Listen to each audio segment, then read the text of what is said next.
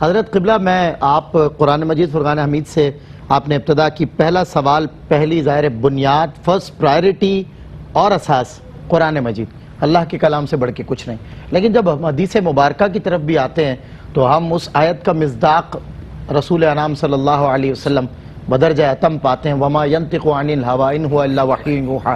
ہر جگہ کہیں نہ کہیں شبہ کی گنجائش ہے، مگر جو حضور کی زبان سے نکلا ہوا لفظ ہے گویا آپ نہیں فرماتے، رب کا ہی کہا ہوا ہوتا ہے. تائید بھی فوراً اتار دیتا ہے رب تعالیٰ. ارشاد فرمائیے رمضان مبارک کے حوالے سے روایات میں کیا ملتا ہے؟ میرے آقا و مولا صلی اللہ علیہ وسلم وہ زبان جس کو سب کن کی کنجی کہیں، اس سے کیا نکلا؟ بسم اللہ الرحمن الرحیم والصلاة والسلام علی رسولہ الکریم، اما بعد.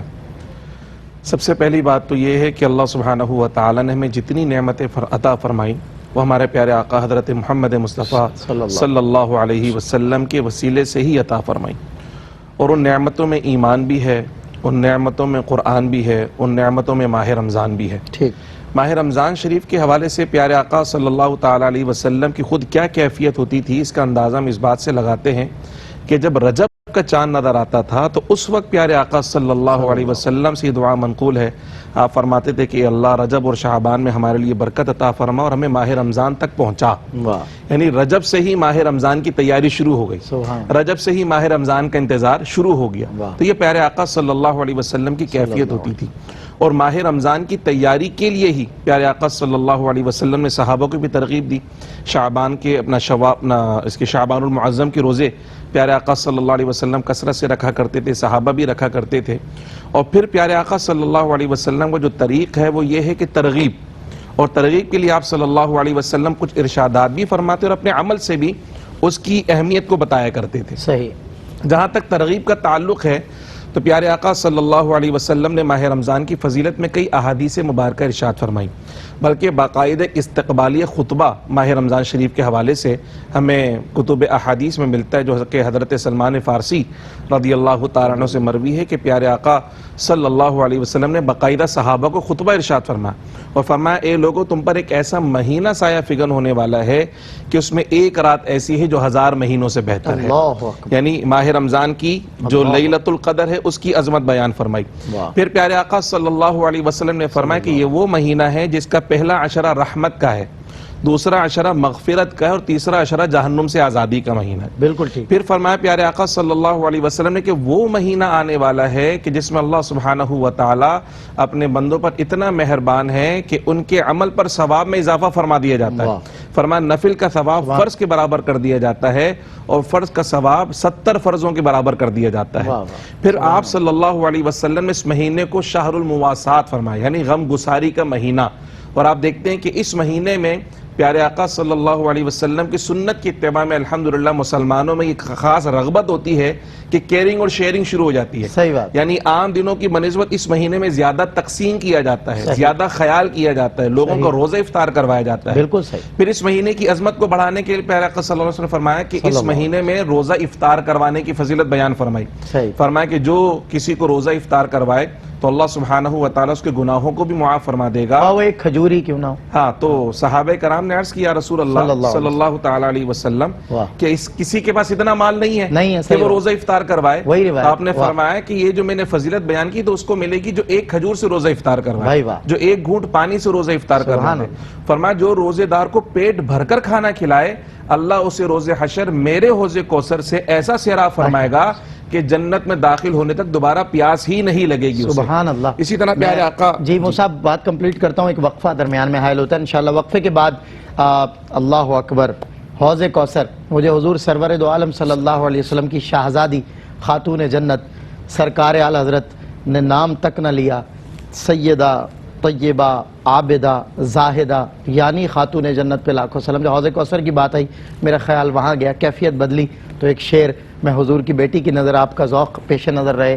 بہت عمدہ اور اونچا شعر منقبت ہے سیدہ پاک کا کہ ذات و صفات ہیں کوزے میں سمندر کی طرح، ذات و صفات ہیں کوزے میں سمندر کی طرح، مختصر عمر ملی سورہ کوثر کی طرح، مختصر عمر ملی سورہ کوثر کی طرح. وقفے کے بعد ہوتی ہے ملاقات.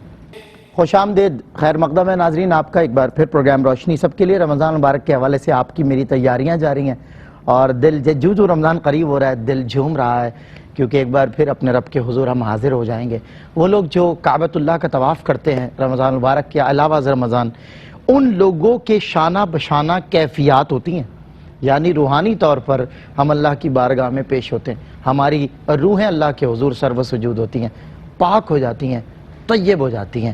اللہ تعالی ہمیں رمضان مبارک میں اپنی خوب تطہیر کرنے کی، اپنے آپ کو مصفہ کرنے کی، مطلب قلب کی صفائی کے ساتھ اللہ کی بارگاہ میں شیشے کی طرح چمکتے ہوئے پیش ہو جائیں۔ اللہ تعالیٰ اپنے اجلے بندوں پر اپنی مہربانیاں دراز فرمائیں، اور پھر ان کے جو سال بھر کی گرد ہے یہ صاف دیکھیں۔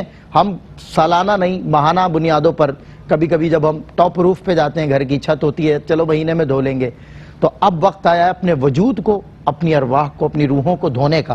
اور یہ ایک مہینہ جو ایسا شفاف کر کے جائے گا، آپ کو 11 مہینے کی گرد اڑا لے جائے گا۔ کوشش کیجئے کہ اللہ کی بارگاہ میں پورے پیش ہو جائے، پورے اپنے فرمایا نا اخص الخباث، غیر اللہ کا خیال نہیں، غیر اللہ سے مراد فرمایا کہ وہ نہیں جو آپ کی کفالت میں ہے، لیکن اور کوئی خیال آپ کو رب کے خیال سے غافل نہ کرے، غالب رب کا خیال رہے۔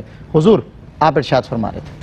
جی، نبی کریم رؤوف الرحیم صلی اللہ تعالیٰ علیہ وسلم نے جو احادیث ارشاد فرمائی وہ اصل میں ترغیب کے لیے، تاکہ ہمیں پتہ چلے کہ کتنی عظمت والا مہینہ آنے والا ہے۔ بالکل ٹھیک۔ تو آپ صلی اللہ علیہ وسلم نے یہ بھی ارشاد فرمایا کہ جب ماہ رمضان شریف آتا ہے تو رحمت کے دروازے کھول دیے جاتے اللہ ہیں۔ اکبر۔ ایک روایت میں کہ جنت کے دروازے کھول دیے جاتے ہیں، جہنم کے دروازے بند کر دیے جاتے ہیں، شیاطین کو جکڑ دیا جاتا ہے۔ صحیح۔ پھر آپ نے یہ بھی ارشاد فرمایا کہ اس ماہ مبارک میں مومن کا رزق فراخ کر دیا جاتا ہے، جس کی جلوے ہمیں الحمدللہ نظر آتے ہیں ہمارے دسترخوان پر۔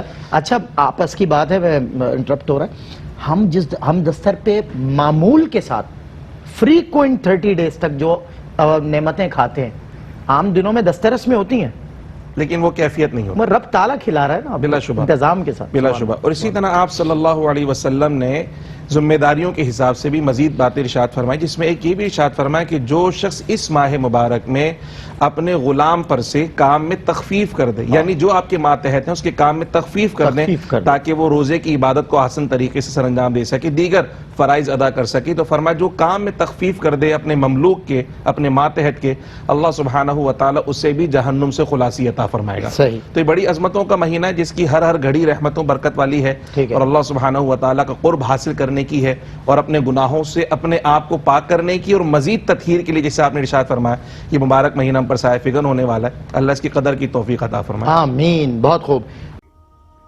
ناظرین، اگر آپ ایسی ہی مزید ویڈیوز دیکھنا چاہتے ہیں تو ہمارا ARYQTV کا چینل سبسکرائب کیجئے اور بیل آئیکن کا بٹن دبانا نہ بھولیے، تاکہ آپ سے کوئی پسندیدہ پروگرام مس نہ ہو جائے۔